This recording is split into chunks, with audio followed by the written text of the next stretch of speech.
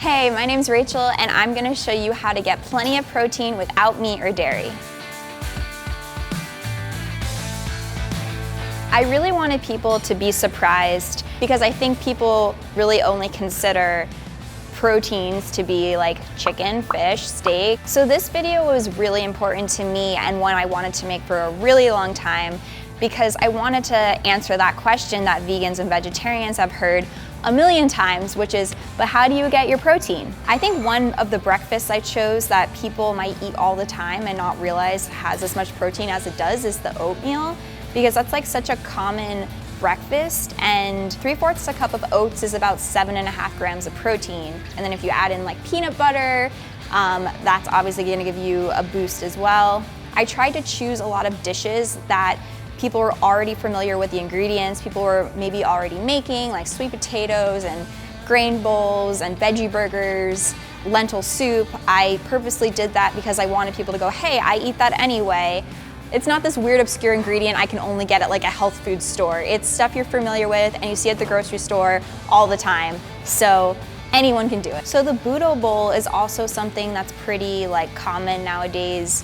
And if you count the quinoa, which has a ton of protein, and then you add it to the chickpeas, which beans and legumes have tons of protein, and kale and leafy greens have a ton of protein. And then there's the tahini dressing, which has sesame seeds, another form of protein. It just really adds up pretty quickly and it's a lot more than you might think it's gonna be. I also think the loaded sweet potato is like a super quick and easy lunch that you might not realize has just over 20 grams of protein if you really like load it up with some beans and some corn and some broccoli, which has protein. You know, you might not think of like broccoli as having protein, but it does, and so do leafy greens. People think of sweet potatoes as being carbs, but they also have protein. So I really wanted to break it down for people to show them exactly how much protein is in the foods that they're probably already eating a lot of, and show them it's not as hard or as intimidating as they might think it is, and that they're probably eating way more protein than they think they are.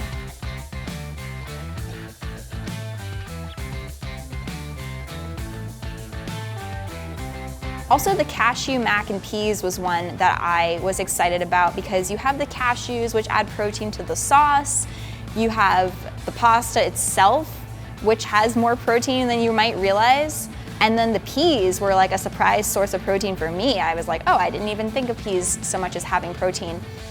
So this video took me a really long time to produce because not only did I have to pick and develop and cook the 9 different recipes, but then I had to break down the protein for every single ingredient. But it was worth it because this was my most shared video of all time and I am really proud of it. Obviously, you're gonna need to adjust your portion sizes, the amount of calories you eat in a day depending on your height and your weight and your activity level. And you know, even if you're not totally vegan and don't want to be totally vegan, that is completely fine. But the whole point of making this video was just to inform people that plants have more protein than they might realize.